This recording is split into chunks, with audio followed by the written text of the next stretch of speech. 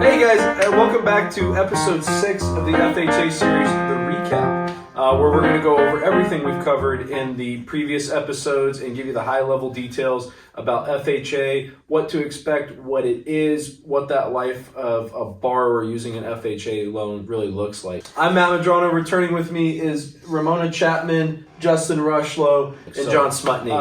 John, from here, give us a high-level view of what FHA is and why it would maybe make sense for a particular borrower.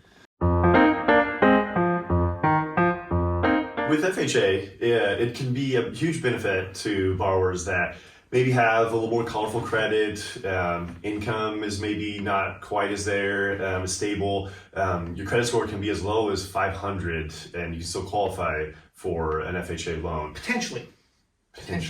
You can potentially as low as 500. God, Justin, that seems like a situation.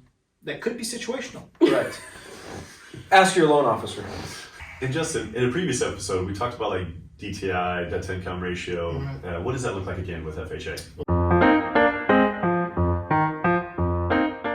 Debt to income ratio on FHA loans, very, very flexible, right? So if we look at your front end and your back end, the absolute maximums for these are 46.99 on the front end and 56.99 on the back end. The front end ratio is looking at just your new housing payment divided by your total income, and your back end ratio is looking at your new housing payment, all your current debts divided by your total income. So that's how we come up with a front and a back end ratio. There are very, very few programs that are more flexible than FHA. The only ones I can think of off the top of my head are typically, VA loans, and sometimes maybe some non-QM loans will be a little bit more flexible than that. Matt, can you touch on some of the closing costs?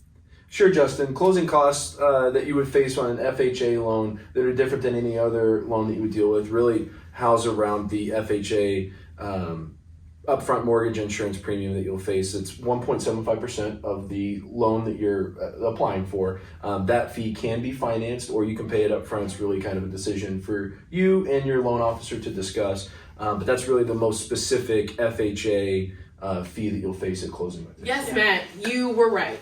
What we really want you guys to take away from this FHA video series is first that homeownership is attainable, even if you have credit challenges, even if there were things in your history that were a little bit spotty or not as sexy. For a conventional loan, that you would really still want to own a house, and it is possible. So please make sure that you are talking to your loan officer, your local mortgage broker in your area, asking them these questions, seeing what you can do to qualify or what are the parameters.